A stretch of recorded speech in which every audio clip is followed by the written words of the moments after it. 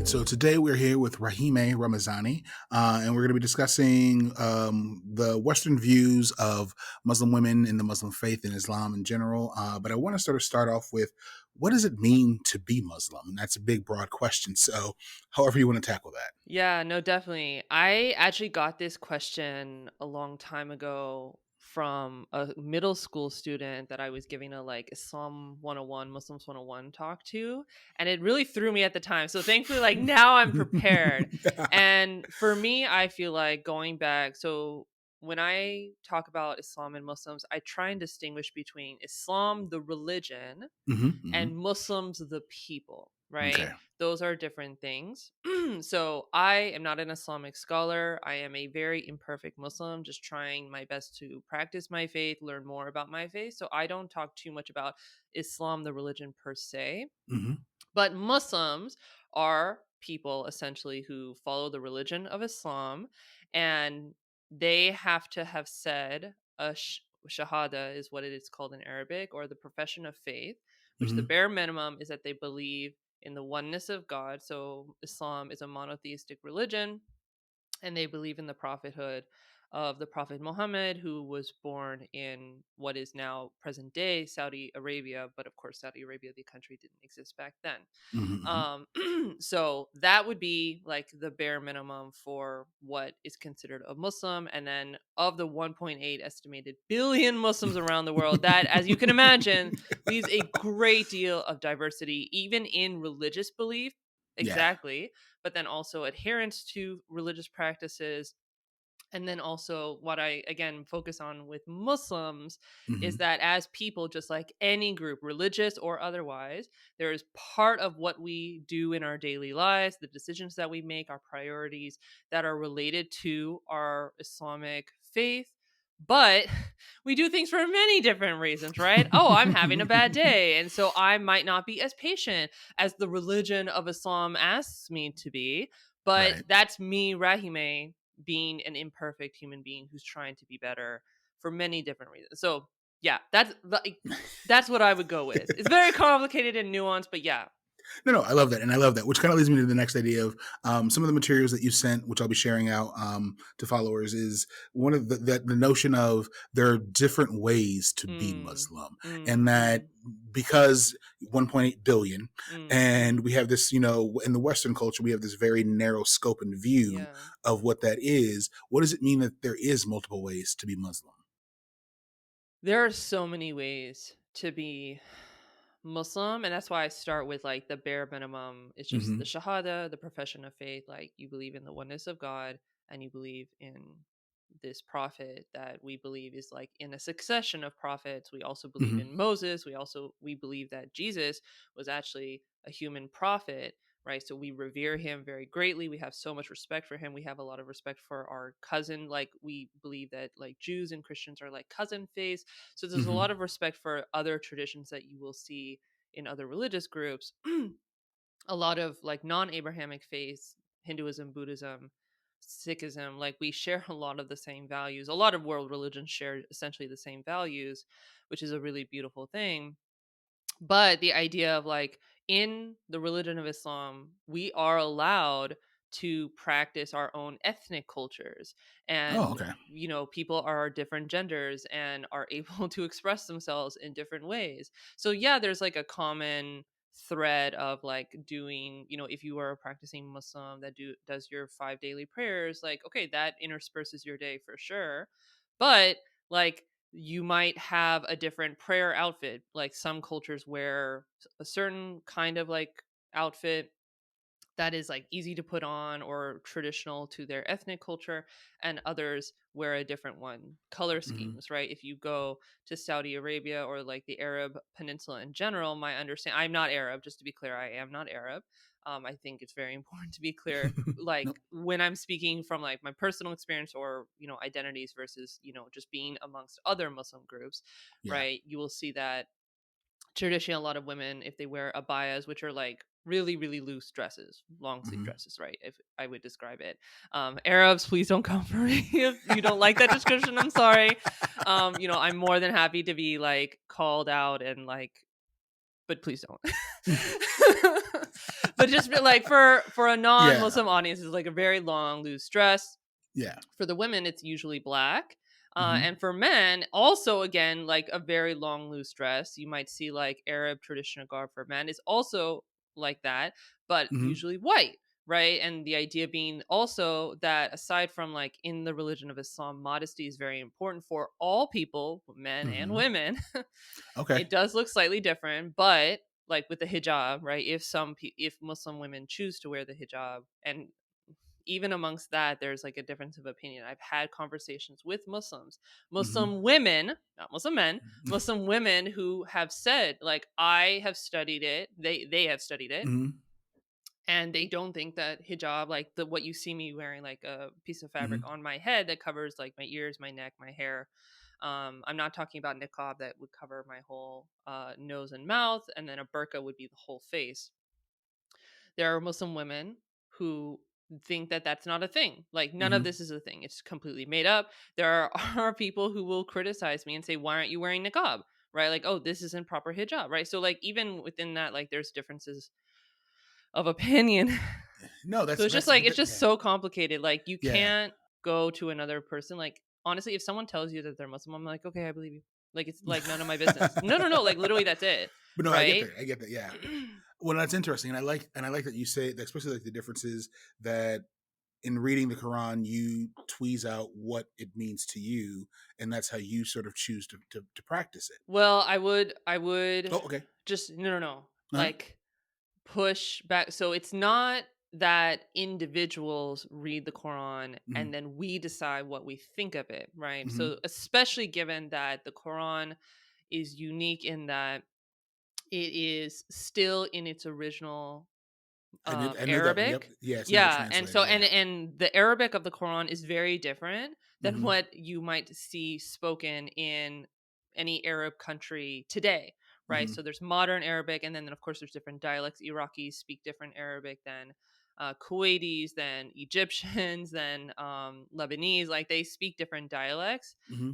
And I, again, not being Arab, I know this because I studied abroad in Jordan and I had to choose like what kind of Arabic I wanted to learn as a part of the study abroad program. And I was like, oh, I'll learn Arabic and it'll be great. And I can go to all these countries. And like, if you learn Egyptian Arabic, like if you go to like Iraq, like they're not going to be able to talk to each other. And I'm Oh like, wow. drat.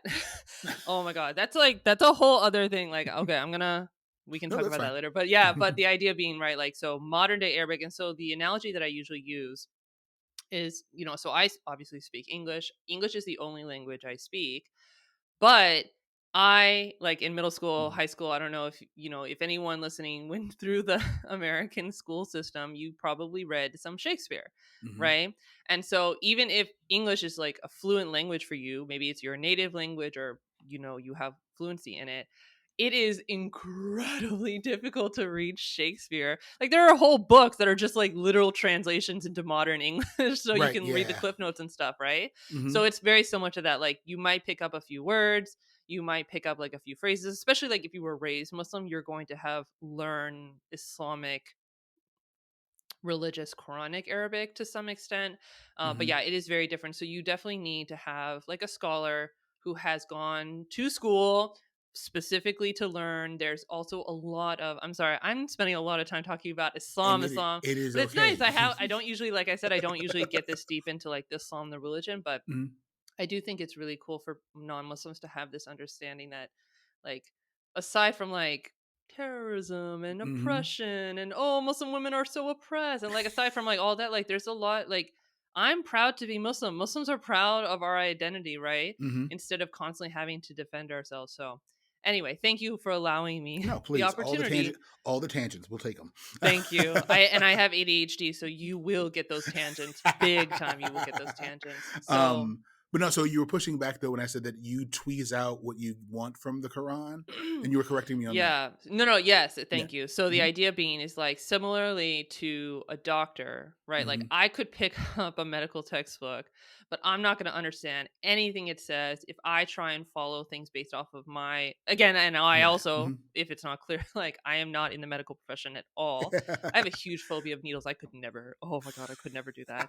And that's the thing. I have respect, right? It's not Mhm. disrespect. It's like awe for people who go into those professions. So there are people who go years and years and years and years studying the jargon and, okay, if this happens, then this should happen. If this happens, then okay, here are the exceptions. Here's the context of which this came out. Like all of that, comes from medical degrees and people Hmm. in healthcare.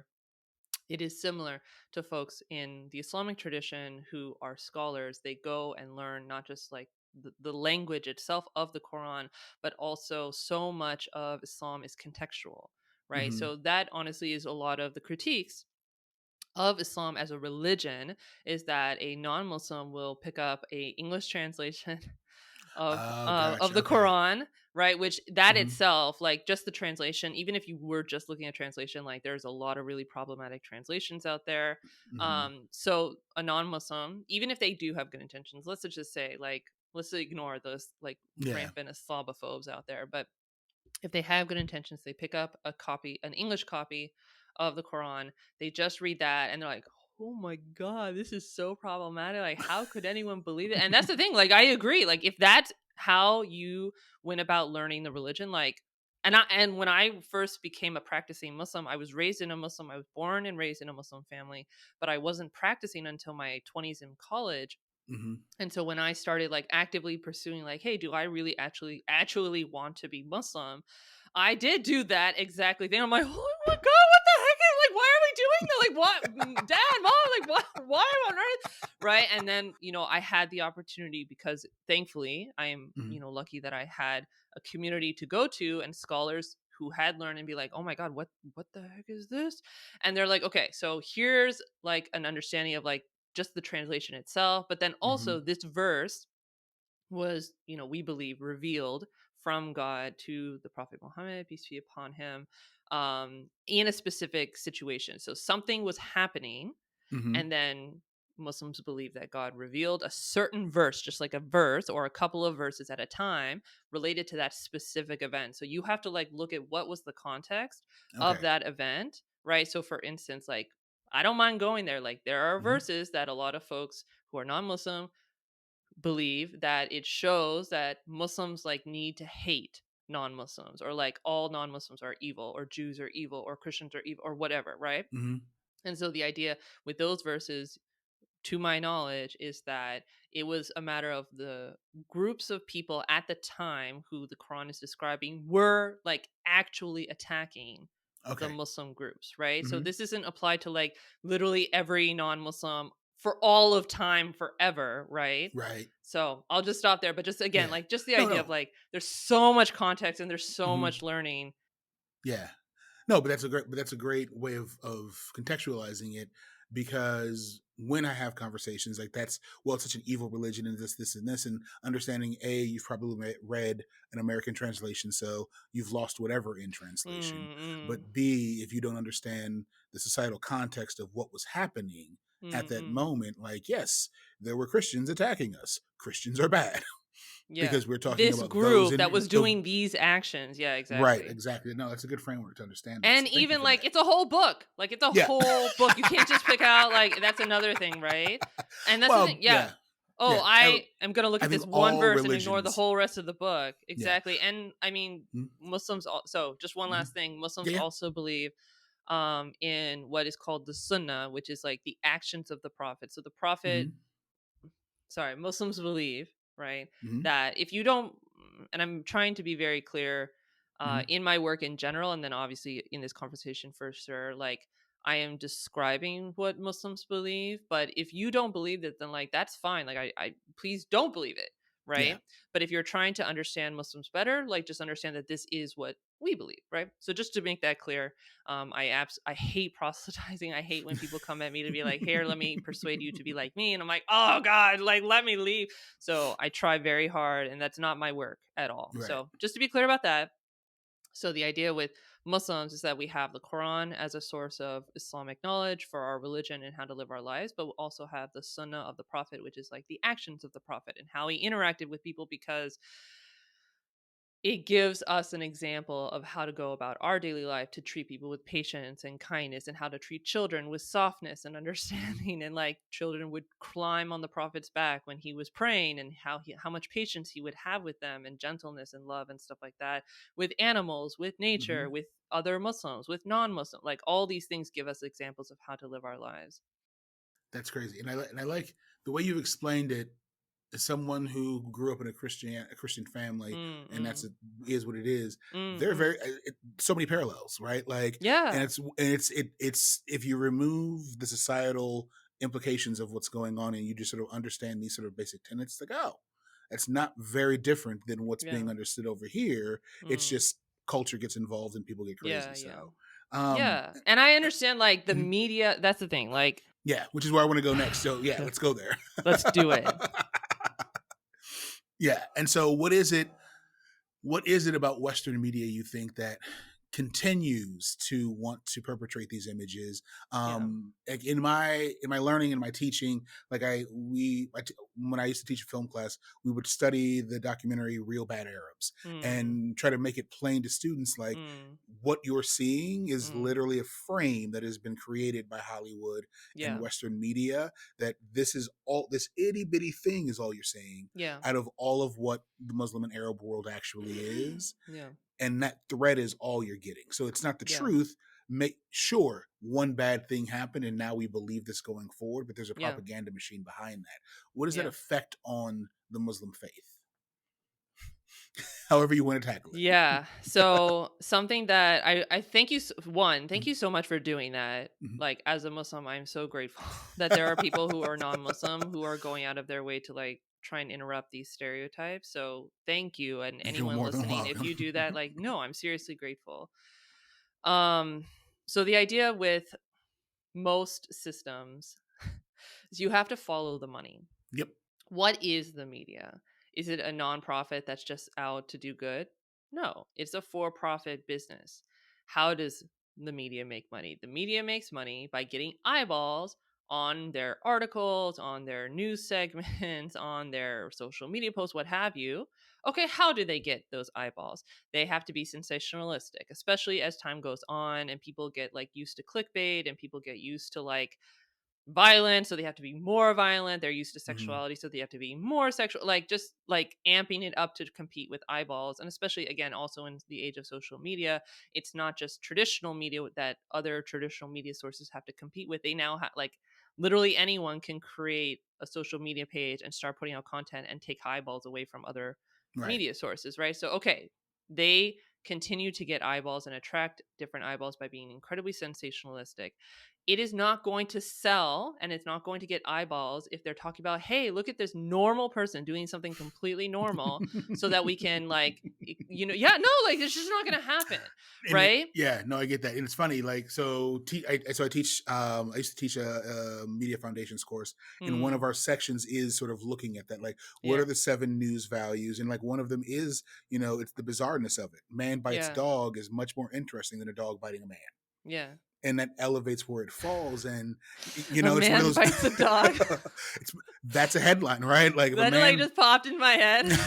I but would that's read why it that. I would works. stop. That would stop me scrolling. Like, what is that? Yeah. Exactly. So that idea that, and I want to say, separating the idea that like traditional news and I always tell my students, the news you're watching at home on your local Mm, stations is mm, not Fox News, is not mm, CNN, is not MSNBC.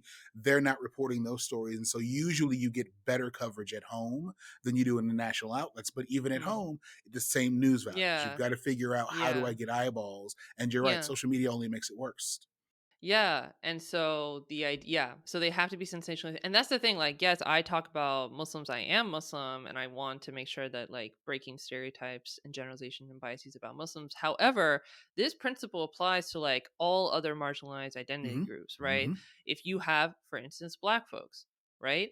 Hmm. How much do they talk about, like, black on black crime and look at this horrible thing that a black person, like, Yep. oh my god, and then it plays into people's biases of like, see, I had this impression about Muslims, about black folks, about Latinos, Hmm. Latinxes, about Asian people, about like women, about like whatever group, Hmm. and I already had this stereotype, and now this like verifies, and now I have a like a stronger stereotype generalization about these people, right? So there's just so much going on there. What I do have hope with social media and why I'm really active on social media, it's not for everyone. There's Hmm. definitely pros and cons to everything. But the idea being is that everyday people can share about their experiences.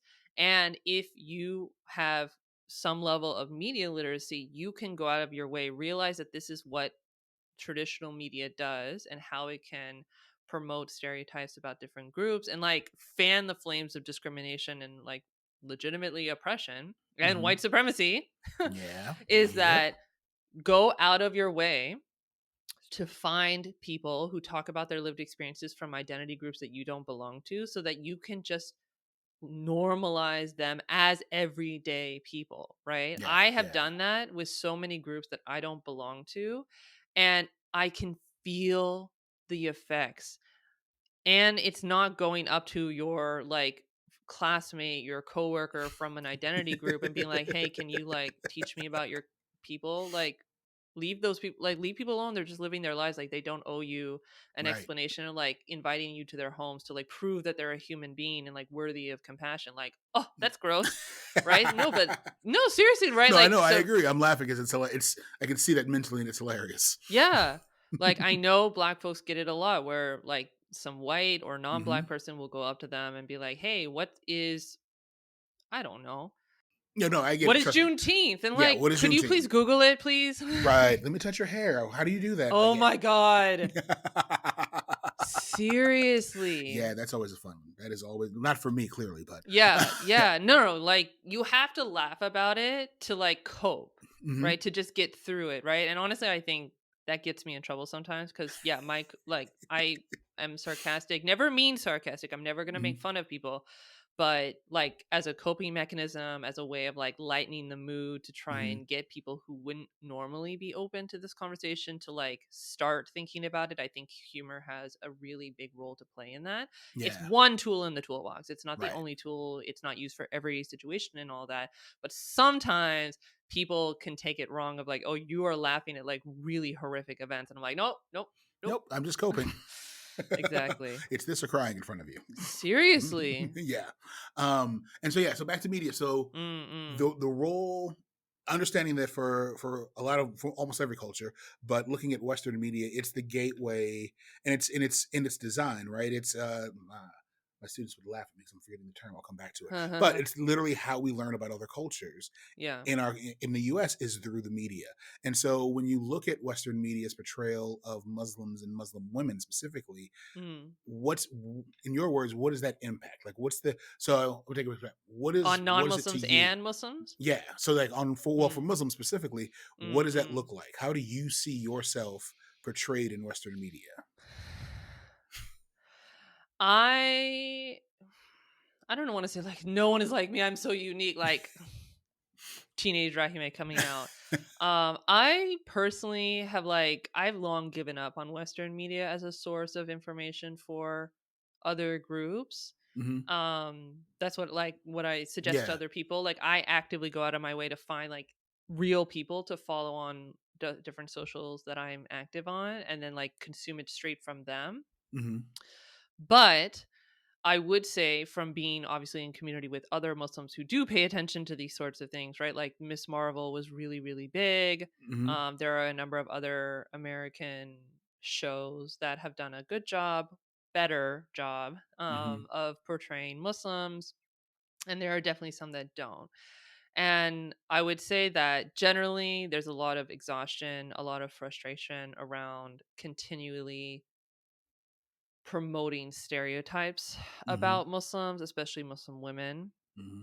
I would say that Muslim women who don't wear hijab tend to be portrayed as more liberated and more progressive and just generally better, just Hmm. positive traits, versus Muslim women who do wear hijab are secretly unhappy or not so secretly unhappy or Hmm. oppressed or just negative qualities, Yeah. right? And I do want to be very clear for any non-Muslims listening to this or any of my sisters in Islam who wear hijab or don't wear hijab who may be listening.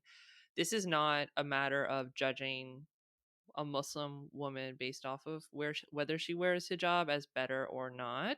Hmm. That is none of my business. And I would never throw another Muslim woman or anyone under the bus. If Muslims want to have an internal like family conversation about our values and how is the best way to be Muslims, then every community has that right to talk Yeah. amongst themselves and debate.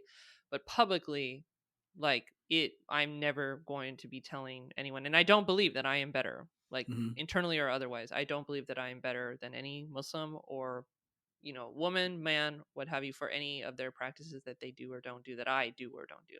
So, just with having said that, media portrayals is that hijab, the piece of fabric that's covering my head and some other Muslim women choose to wear, is that it is oppression, it is anti feminist. It is, we are subject to the whims of the men in our lives, our fathers, our husbands, our brothers, what have you. Yeah. And that is very Hmm. frustrating. Hmm. That is very frustrating. So again, like for me, why I've kind of just stopped paying attention to Western media, because it's like, okay, you're not going to do a good job. If Yeah. a Muslim puts forward a video, a movie, Hmm. or a podcast, or a social media page, or what have you, then I'm like, oh, okay, I'll pay attention to that. But also keeping in mind, right? And I say this as well for anyone who follows me or listens to things that I talk about, anyone listening to Hmm. this podcast, I am but one Muslim. I have one perspective. I have one lived experience, especially given, excuse me, the Hmm. intersections of my own identity, right? Like I am multi-ethnic. I have an Iranian immigrant father. I have a like mixed European descent white mother. I am incredibly lacking in melanin and I have hazel eyes. And so even though it would be very easy for me or people like me to come up onto a platform and say, oh, I have this marginalized identity as a Muslim woman who wears hijab, and this is what's I struggle with, and I wish people wouldn't discriminate me and all of that, and that might all be true. However, I don't have the level of oppression and the impact of white supremacy on me that my darker skinned brown and black sisters do, Hmm. right? And it would be very wrong for me to not be able to use whatever platform that I am able to access to uplift my siblings in faith, men as well, right? Like Hmm. men with dark skin as well. Want to make sure I protect my brothers too, but like especially my sisters, you know. No, I get that. One of the videos you sent from the Muslims YouTube channel, Mm-mm. one of the themes that kept popping up was the idea that often the portrayal of Muslim women, specifically with the head Mm. covering, is Mm-mm. that they're always trying to escape. They're always Yeah. trying to get Yeah. away. Yeah. When but in each of the videos, it was like, no, no, we're always trying to become closer to our faith. Like Yeah. part of the reason we're doing this is to be Yeah. closer to our faith, not to run away from our faith. Can you speak to that a little bit? Yeah, like I had mentioned earlier, like I, as a Muslim, Muslims are proud of being Muslim. We want to be Muslim. We want to practice our faith. We don't like in the work that I do in DEI in workplaces, there's like an appropriate way of practicing your faith that's not, again, like pushing it on other people or not taking away from your projects or the work that you need to do. But we want to be able to show up as our full authentic selves to the extent that there is psychological safety in organizations and in non-Muslim spaces to do so. Hmm. The idea of constantly showing this narrative of like Muslim women like at any provocation just ripping their hijab off for like literally no reason, or like, oh, we fell in love with a boy, so like, and he won't like us without that, like, again, but even that is still, you think as a Yeah. non-Muslim, obviously Dan, not you, random phantom non-Muslim who doesn't like Muslims speaking to this person, you think that Muslim women wearing hijab are doing it for the men in our lives, and we're saying it's not. But you Hmm. putting out stories about Muslim women taking off their hijab for a boy, for a man, is exactly the same thing. It's not because Right. we internally don't want to wear hijab. And there are Muslim women who don't want to wear hijab, who don't, or used to wear it, who take it off. And that is their right to do so. Hmm. But again, the point being is because they want to because of their beliefs and their values, and not because a man in their life is influencing them. No, that's spot on. And it's funny because again, another one of the videos they talked about this idea that everyone believes that Muslim women are doing this for the male gaze, and it's like, no, like we don't care. This is how we find our dignity. This is Yeah. what we believe. This has nothing to do with them. Yeah. And so I like the way that and you're right. In Western media, that is one of those storylines where she's met a boy who's not Muslim. Yeah. What's she gonna do? And it's like Yeah. He that's won't not the like story. her. Yeah. You have to, and that's the thing, like that is so much of the story, like again connecting it to the experiences of many marginalized groups, which for me is really important, not just as a learning tool because anyone from a marginalized group may be able to understand Muslims better because it's part of their own story, but Hmm. also just like our internalized work for relieving ourselves of white supremacy is something that we as a collective, no matter what our identities, need to come together to do, right? Agreed. So the Yeah. idea being of like white supremacy is like forcing groups that will never benefit from white supremacy norms to shed our identities as much as possible. Just don't be you. Try and be white as much as possible. Hmm. Try and be Christian, try and be male, try and be all of the like able bodied, like all of Yeah. the like privilege, like whatever like pillar of identity we're talking about, like just try and be the most privileged version of that, Right. right? And that definitely all falls within white supremacy norms. So try and be that as much as you possibly can, even if you have to like literally leave everything about your identity. And that's another reason why folks who are white, whatever Hmm. their other identities are, no, don't necessarily understand is that white supremacy has absolutely harmed you as well. Oh God, You yes. had like, I'm born and raised in the United States. I'm American. So America is, the United States is my context. So folks from what would be considered white European countries, when they immigrated to the United States, however many generations ago, like they had to leave off their Hmm. cultures. They had an Hmm. ethnic culture, they had heritage, they had food, they had language, they had names that they would name their children and so on, like that have all been lost, Yeah, to white right? supremacy. Because of white supremacy, exactly. So Hmm. it's not just folks like BIPOC folks or Hmm. Muslims or other identity groups that are saying like very clearly you can observe them visually that they are othered by white Right. supremacy, and therefore we need to support them and make sure that we're leveling the play field for that. It's like no, this has harmed you too, this harms Yeah. everyone. Yeah.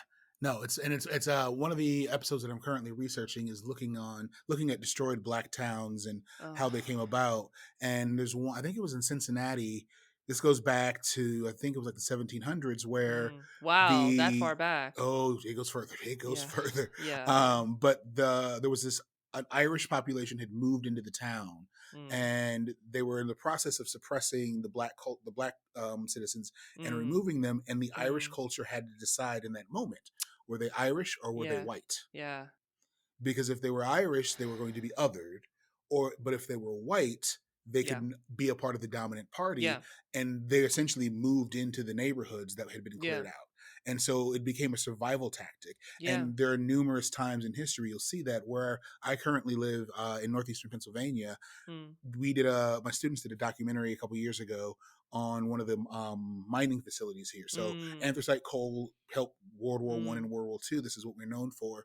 But they told a story about early on, if you were a shopkeeper, you Mm. had to keep goods from Lithuania and from Ireland and from Whoa. Italy, because there were all Yeah. this was where the immigrants came. Yeah. And they were Yeah. working in the coal mine, so you had to be able Yeah. to speak a little bit of each language, but you had to Yeah. carry goods from each of those groups, Mm. because ethnically this is Yeah. what they ate, this is how they Yeah. spoke. But after a while, that It's just becomes gone. just white Yeah. in a white Yeah. supremacist culture, that you've Yeah. lost all of that. So this idea of Yeah. code switching and erasing yourself has Yeah. been happening for years, but white dominant culture doesn't realize you were the first victims Yeah. of Yeah. what And happened. yeah, and honestly, like this is something that I am struggling with and working towards. Like Hmm. I'm I'm actively dedicated to figuring this out. So anyone listening, like you hit me up if you have resources, like please. So within Muslim spaces specifically, so I have like the DI work that I do like in non-Muslim spaces. But this is like truly my core values as a human being. I want to be bringing this kind of inclusion equity work into Muslim spaces. And so in Muslim spaces, not all Muslims are immigrants or children of Hmm. immigrants. However, in the spaces that I am, there are a lot of folks who are descendants of immigrants from the 19, like their parents, grandparents have come since the 1960s, which we know the only reason that they were able to come was because of civil rights, black civil rights activists who Yep. changed the laws that Hmm. allowed us to even be here, right? So we Yep. owe the black community like literally everything. So one, there's that, which a lot of immigrants are not aware of. Hmm. Hmm. I personally do not take I this isn't to criticize folks who are more critical or, Hmm. have a harder time with who are more negative about it. I don't find it as productive to be like, oh, let's hate on the immigrants because they don't understand this history. Like, they didn't go through the Right. American schooling system where even me, like, I, again, grew up in the United States. I did go through the American schooling system. I learned something of the civil rights movement. I learned something of like Hmm. these laws changing. And of course, not nearly as much because they, whitewash everything. But Hmm. immigrants, like, they didn't go to school here. They literally just came, started working. Like, they didn't go and take a social science class Right. in the meantime, and they were surviving racism themselves. Like, so it's very complicated trying to talk to like immigrants or descendants of Hmm. immigrants from brown communities, right? So for me, it's a matter of like, one, bringing that history into their awareness, and the idea being like, when they came, and I think I saw a New York Times article from, oh, I'm totally blanking, a very well known, very popular, rightly so, black scholar. I'm totally blanking his name. Um, It'll hit you when we're done recording. yeah, yeah, like literally the moment we end this, I'm gonna remember it. But the idea being is that like when brown immigrants came to this country, they observed, even if they didn't know what it was called, they Hmm. observed how black folks were being treated by those at the top of the racial hierarchy, by white folks, right? Hmm. And this is, of course, all generalizations, not all black people, not all white Right. people, not all Right. brown. Right. Right. Okay, okay. So, yes, but Hmm. generally, statistically, we know this is to be true. So, the idea being they observed how people at the bottom of the racial hierarchy are being treated and how people at the top are being treated. And they had to decide, okay, we Hmm. already visually look different. We already, like, we speak with accents. We're barely surviving.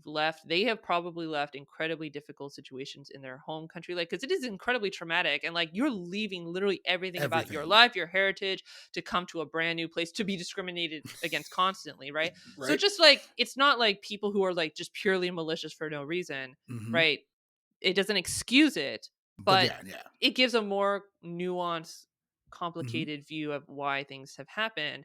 And so looking at, do they want to align themselves with people who, even in their own home country, the way black folks are being treated, do we want to align ourselves with them, or do we want to try and align ourselves with privilege so that Hmm. we can like shed just a little bit of the discrimination that we face, right? Right. So again, absolutely not excusing it. However, just that we can understand how in very difficult circumstances white supremacy again oppresses all peoples and keeps us all separate and not recognizing our shared humanity.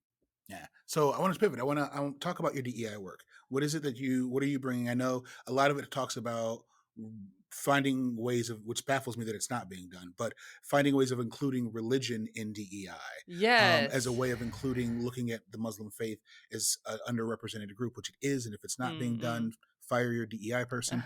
But talk about some of the work that you're doing. Thank you. Yeah. So exactly, in diversity, equity, inclusion, it is a young field, right? Hmm. To be fair, mostly when you talk about diversity, equity, inclusion, or anyone even thinks about it, whether you're in the field or not, you think of race, you think of gender, you think of sexual orientation, right? Yep. Yep. Awesome. Those are all identities that need to be having attention given to them, and leveling the playing field, and so on. Okay, cool. Up and coming, I am observing that neurodiversity Hmm. and disability are kind of Hmm. like the next up and coming identities that are getting more and more attention, as they should. Right. Great. Religion, whether it's Muslims, Jews, Hindus, Buddhists, Jains, Sikhs, any marginalized religious identity is like almost never, almost never mentioned, right? It's definitely not Hmm. centered. It's definitely not like a big part of the conversation, but it's hardly even like just a side note, like a Yeah. footnote, right? And if it's mentioned, it's usually someone who is a member of that religious group Hmm. mentioning it, right? So the idea for me is that never ever to be in competition with other groups. Again, that is part of white supremacy, to like Hmm. pit us against each Yep. other and trying to be Hmm. like, and then it completely ignores intersectionality of that. What about black Muslim women, Right. right? If we don't talk about race and racism, then I only talk about Islam and Muslims and Islamophobia, then I am not properly trying to create space and leveling the playing field for folks who have different intersectional Hmm. identities, right? So just, different, there's men, yes, men Yeah. being a privileged identity, but if they are Hindu, then that is, Right. and if they are Indian Hmm. for example, then like racially and religiously and so on. Like, so it's just Yeah. it's complicated, and why identity work is so important. So for me, focusing on Muslims specifically as a Muslim, but religious identity in general, marginalized religious identity Hmm. specifically, um, that we are making space for people. If we want diverse groups of people represented in workplaces for the business case because it's the right thing to do, whatever it is your motivation, like we can give any side of the spectrum of those reasonings. You want them to be included, you want them to have equitable access, amazing. Part of identity is religion. Most people around the world and in the United States do identify with some faith, religious tradition. Hmm. We are in a very globalized society living in 2022. Like, there's not this hard boundaries across the national lines. Like, we're all talking to each other online, we're all aware of each other's news, hopefully, if you're not living under a rock, right? Like, what happens in other countries absolutely affects us. So it's not even that like, oh well, in the United States or in our company, like we prefer to be secular or so on. Like, there are people in your community, in your spaces, who are identifying with a religious faith. And Hmm. if you don't address it, you are just erasing their identity. You're just telling them, Yeah. implicitly, to just don't be you. Just please don't bring that up. You're making us uncomfortable. We don't like that part of your identity, and just check that at the door. And some people, like myself, who wear a very visible identifier of their religious faith, don't have that option, Yeah. right? So I can't even imagine how awkward it would be to like interact with me and like pretend that you don't see like the big piece of fabric literally on my head. Like, you're just gonna ignore it. Like, we're just not gonna talk about it. Like, we're just not gonna acknowledge it, right? Like, that just seems so weird, That's right? funny. Yeah. But I like that analogy because that's whenever I talking about race and these things, I always say that when Mm. I walk into the room, I am immediately the black guy.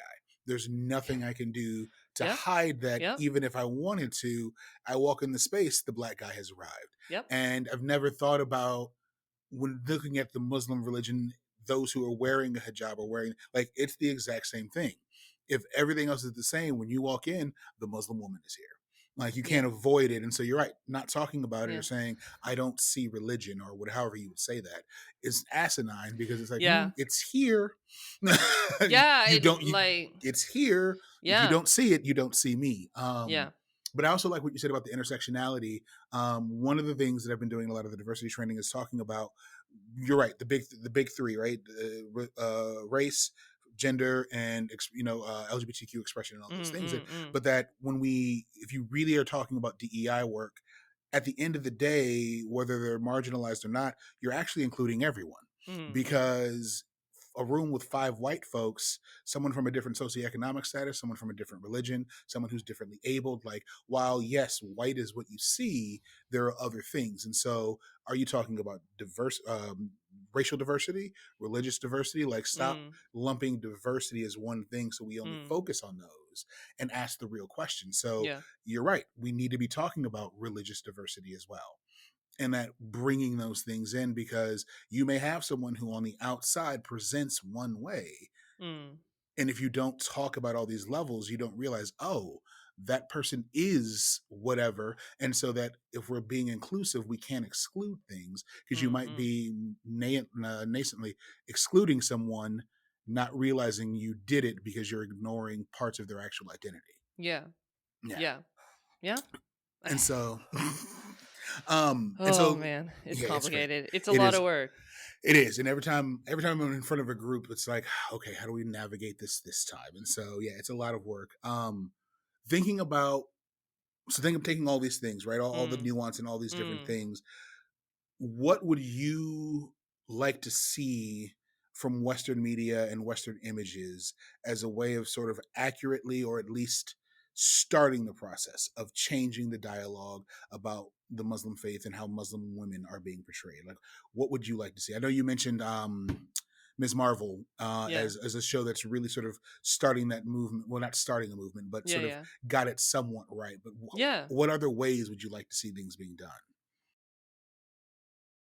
Honestly, like I want to see Muslims behind the camera, in front of the camera, Hmm. right? We need people, and so obviously again talking specifically about Muslims, but any group, Yep, yep, like yep, yep. give our own people the ability to create our own stories, Yeah. right? We're not going to, I'm not going to ask people not in my group to make stories about me. Like, Mhm. no, don't do that. Give the opportunity to Muslims. There are so many amazing Muslim filmmakers and directors and producers, and I'm not in media, so I don't know all the like cool And you're jobs. fine. You're fine. I know there are so many.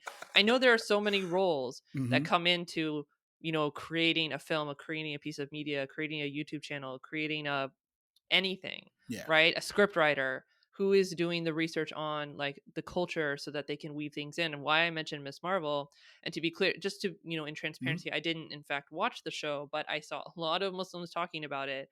And one of the things that was really loved was that they could tell that there were Muslims in the writing room, Mhm. right? The fact that the adhan was playing in the background during one of the scenes, the Mhm. fact that there were cultural norms about Pakistani and Desi culture that was weaved in just seamlessly and naturally shows that someone from those identities were in the room creating it, Mhm. right? And not just playing the characters. As Right. much as playing the characters very much is important, but again, there's so much behind the scenes that leads up to what we as viewers get to see on the screen. So just turning over the roles of these different parts of creating media to Yeah. people from their communities and allowing for diverse stories from within the same community. If you just tell the same story over and over and over and over and over again, like that one story might be part of the experience of being Muslim or being a woman or Mhm. being,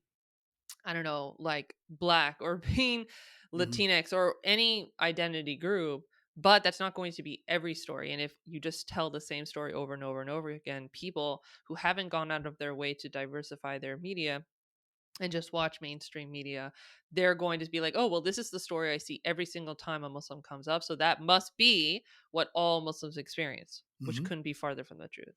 100%. And the Annenberg research that I was looking at really sort of points out the importance in that. Mm, And when it mm, breaks down, how many stories of the top 200 television shows even had a Muslim with a speaking role. Like, to heck with representation. If you were on camera, did you get to yeah. speak, Yeah. first of all? And then if Yeah. you were a terrorist, or For what do they sure. call it? The patriotic pit, where it's the good Muslim versus the bad Muslim. Mm, Right? mm, Oh, look, you mm. work for the FBI or the police, so we'll use Uh, you as the one to understand why the terrorists. And it was like, wow, but that's the yeah. majority of these roles. Yeah. And I Yeah. love Annenberg and that research they do, because I've taught it with women, I've taught it with Mm, BIPOC mm. stories, and it really, when you break down those numbers, it's like this is why representation matters. When you Yeah. realize in speaking roles you only get 2%, Mm. and when we're speaking, we're either helping the government find us or we're Mm, trying to blow mm, the government mm. up. Yeah. And those are the only two narratives Yeah. that exist. You've really hindered everyone.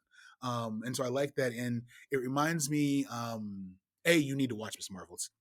I love it. Okay. But one of the reasons that I love the show is that there was zero exposition about her being a Pakistani Muslim. It Mm-hmm. just It was. just exists. Yeah. Right, and that's what we're in. We never need exposition to understand why the white kid from Connecticut is a white kid from Connecticut. Yeah. That's just normal. That's just what we Yeah. expect. Yep. And that was one of the greatest things in the first. And I haven't finished it yet, but the first couple of episodes, there's no explanation. There's Yeah. no exposition. This is just who she is. Yeah. Get on board or get off now. Yeah. Yeah. And it was really well done. But it also reminds me, talk about it in the room, when the movie Coco came out.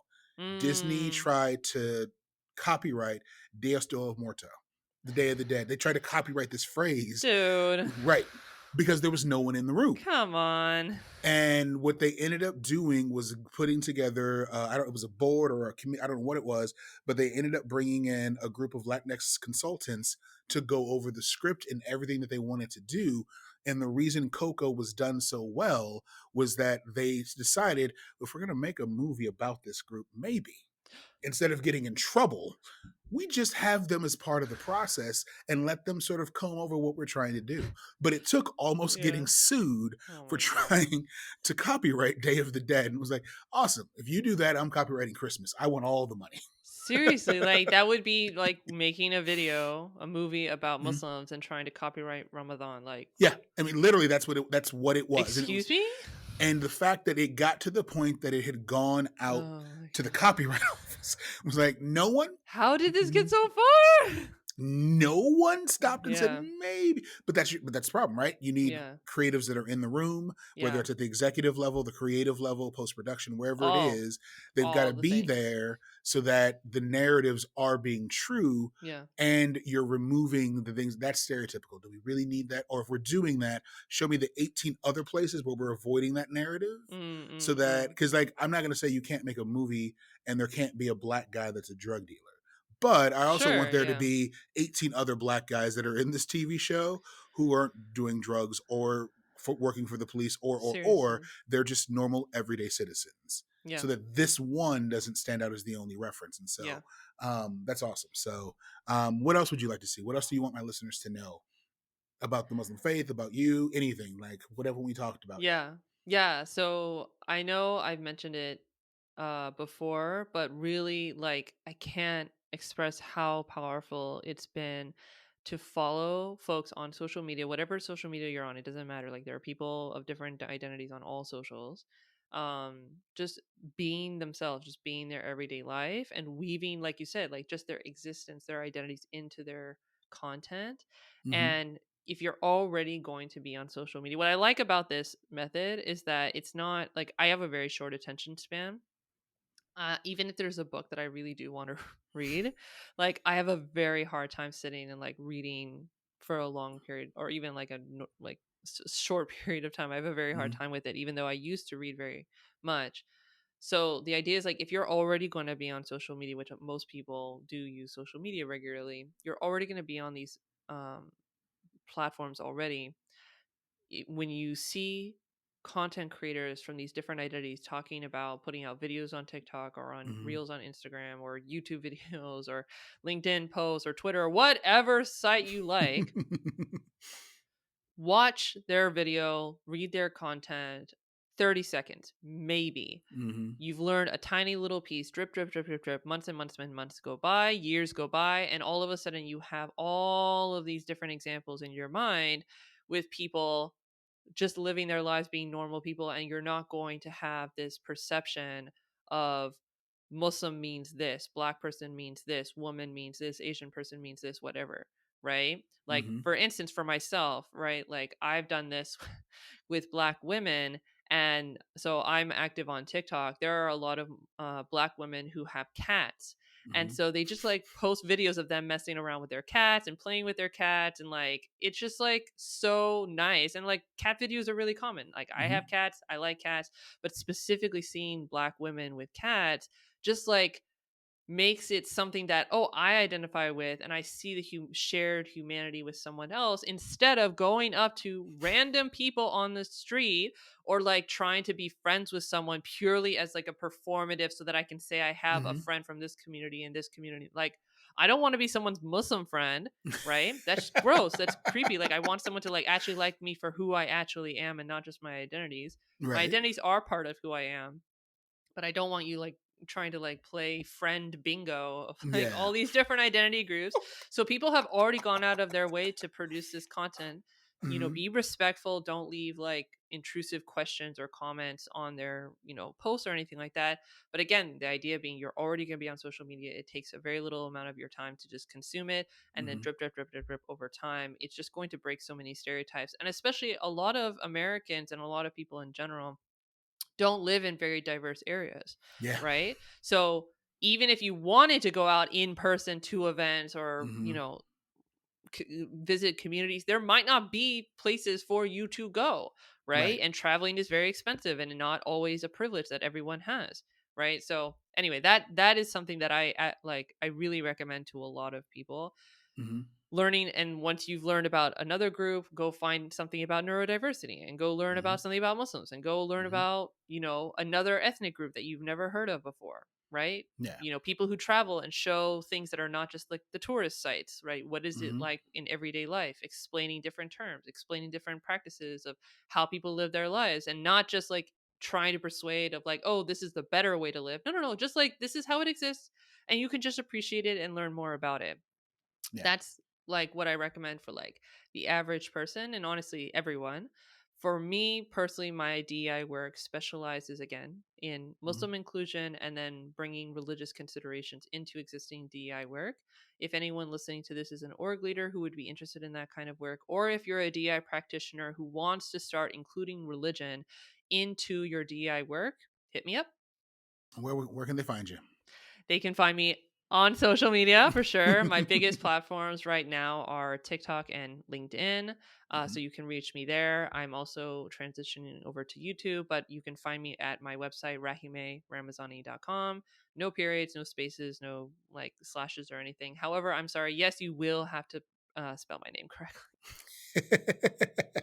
How do you spell your name? It will be in the show notes. Yes, it will be in the show notes. So, Yeah. all right. Well, Rahime, you know how long I practiced this, Thank Rahime. you. Oh, Um, thank you, Dan. I appreciate that. Thank well, it you. was one of those things. I kept looking at it, and I looked at your name, and I knew Mm-mm. that normally I would say hi, and Mm-mm. it's he, and so I had to practice Oh, it to make yeah. like, because it's just Rahime. Yeah, yeah. yeah, instead of it being Rahime, like Yeah, yeah. he, I had to keep telling myself so. Yeah, yeah. But Rahime, thank you very much for Thank your time you. today, and hopefully I'll find a reason for us to connect together here in this future. So, Oh, I'm sure we will. It's oh been yeah, fun. Thank you, Dan. thank you so much. Have a great day.